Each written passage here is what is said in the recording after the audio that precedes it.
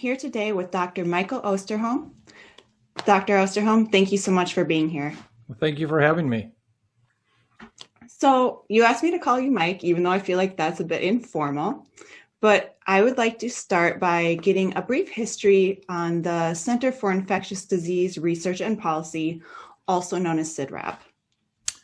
Well, SIDRAP was actually started in the early fall of 2001, just before 9/11, in fact, the week before 9/11. And it was really born out of a need we felt that to bring public policy and science research together to try to affect change. Having spent 25 years at the Minnesota Department of Health, and in a group that was just simply outstanding in terms of what they did and how they did it, it still had a more state-oriented reach to it, with surely overtones for national and international efforts. And so by starting the center at the university, it was really an opportunity for us to bring policy and research together, which could involve the entire world. I've often likened the fact that research and policy are kind of like chocolate and peanut butter. They were meant to go together. And so I think the last 20 years has demonstrated, from a standpoint of SIDRAP at least, that seems to work, and it's an important combination. Well, one of SIDRAP's missions is to take scientific information and turn that into practical applications, policies, and solutions. How is that done?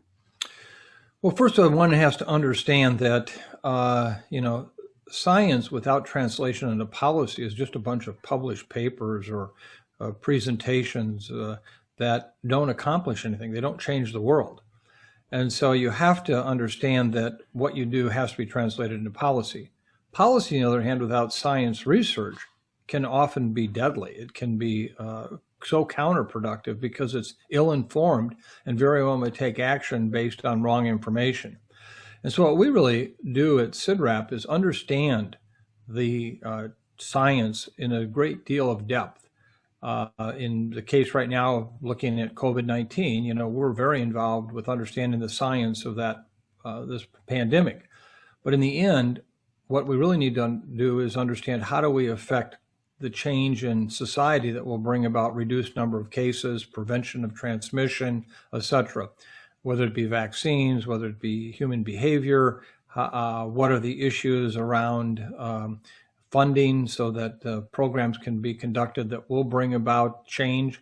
And so our job is really kind of almost in a sense air traffic control between the science and policy worlds. And that's what we do. Many of our publications are just that.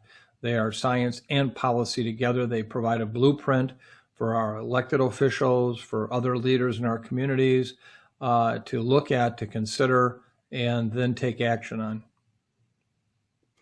Well, speaking of both COVID and taking that research and turning it into policy, you wrote a book called Our Deadliest Enemy, Our War Against Killer Germs.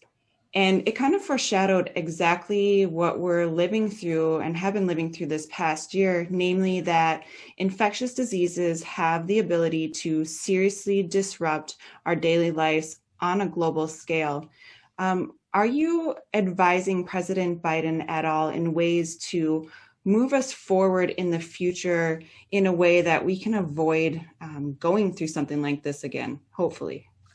Well, I did have the good fortune to serve on the Biden-Harris Transition Team Advisory Board on COVID-19. This is a group that started meeting right after the election and right up until the time of the inauguration. At that point, we were no longer in service in the sense we're not a federal advisory group. But as a group, we continue to meet weekly, and we are surely providing unofficial advice to the administration on what they can do to best take on this terrible, terrible pandemic. So in that sense, I'm still very actively involved, and it's been a wonderful experience. First of all, the advisory board members are just stellar. I keep asking myself, how did I get on this group? Second of all is that the currency of what we do right now is all based on science.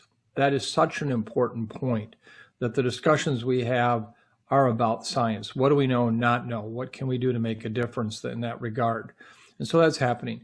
As far as looking forward towards what we can do to avoid this a pandemic like this or one from an influenza virus in the future, I think it's still a little ways off. We're still trying to put the fire out on this one. And we've got some real severe challenges with the new variants, these mutated viruses that are now becoming a very important part of this pandemic. So yes, we need to come forward with the kinds of plans that will allow us to just do what you said, is hopefully avoid future pandemics. One of the areas that we're working on right now, we lead an effort around the world, supported by the World Health Organization and a number of foundations and over 100 organizations, to come up with the plans, the roadmap for how to develop universal flu vaccines so that we can, in fact, not have to deal with an influenza pandemic in the future, because we'll have a world that will already been vaccinated, not just against seasonal flu, but any new emerging pandemic influenza strains. We're also looking at this carefully right now from a COVID-19 standpoint, and what kind of coronavirus vaccines can we be looking at that might be more universal, that without regard to what the coronavirus is that emerges, we might have protection. So those are examples of what we do to try to prevent future pandemics. But in summary, let me just say that I have signed another contract with my book publisher, and I will be in the next year embarking on writing a book about lessons learned, what we must learn from this pandemic to avoid future pandemics, or at least at the very least, reduce the impact of any future pandemic. I look forward to reading that. So a bit of a fun question. Peter Lake wrote a song called Vaccinate with Love, dedicated to Dr. Osterholm. And it is not every day that an epidemiologist has a song dedicated to him. What was your reaction to hearing that? Well, first of all, it's a beautiful song. The message is so compelling and so clear that, vaccinations right now are all about love. And so from that standpoint, it was really very touching.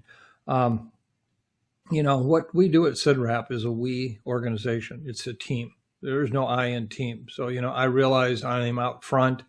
I receive a lot of the attention, but in the first instance, you have to understand that so much of what I do and how I do it is based on the support of some incredible team members. I'm so proud of the fact that the senior leadership team of our center has been together now for the last 36 years. We really are one very tight family at SIDRAP. And so from that perspective, I wish the song had been dedicated to SIDRAP and not to me, because it really does more accurately reflect what is making a difference in terms of our work. Well, one of the great things about the song is that it benefits the Frontline Families Fund. And I was wondering if you could just share what that is. Well, throughout the course of this pandemic, I have seen, first and foremost, the impact that this situation has had on healthcare workers. There are so many healthcare workers who have given their lives for this pandemic, and I mean that literally. We have over 2,700 healthcare workers in this country who have died from COVID-19. Now, not all those obviously were required at work, but a number were. And, you think of healthcare providers, doctors, and even nurses as maybe financially well-to-do, and some are. But there are many doctors who are just out of training, nurses, single moms with kids at home, and a lot of other people on the healthcare team, from janitorial services to the station clerks to the people who do so many of the pieces of work that make a hospital or a healthcare system work. And there was a disproportionate impact on the BIPOC community also. And so seeing that, I just said, we have to do something to help here. We need to do whatever we can to make sure they don't get infected. But imagine being a single mom and becoming ill, and you've got kids at home that you are responsible for. What a tragedy that is when you realize how ill you are and who's going to take care of your kids, what's going to happen. And so the Frontline Families Fund was something that I kind of invented in my head one day. And with the help of the St. Paul and Minnesota Foundation, we put together an effort to fund this program with Brave of Heart, another foundation in New York, to provide families of healthcare workers who have died of COVID-19 the kinds of resources that they might need. Some of it is upfront just to cover immediate expenses when a healthcare worker gets seriously ill and dies. Others are tied to financial need so that we can help support these families. We also have a component of where we are supporting college scholarships for the children of these individuals, even if it's 15 years from now. That scholarship will be there for them so that they can go to college if they want. And, to me, it was such a simple thing to do. It's the thing we must do to take care of these individuals. And so, we've been very fortunate in having a lot of support from the community. We're raising money in a very effective way. And the St. Paul and Minnesota Foundation is just one of the gifts of this community. It's remarkable what they do and how they do it and how they're running this. And so at this point, we'll continue to move forward. And I thank Peter Lake for the song and the fact that all the royalties or all of the download fees that will be received will go to the fund itself. And so I urge anyone, if you would like to, please consider a donation to the Frontline Families Fund. It's on the St. Paul and Minnesota Foundation website too. But if you just put Frontline Families Fund in a search engine, you'll get it. And I promise you this money is being used very, very, very effectively. Again, as I said, it's the most we must do to help take care of these families of healthcare workers. It sounds like a really great program, and it's filling a need that was definitely there. Thank you so much for your time today, Mike. I really appreciate it. Well, thank you. It was good to be with you. Thanks.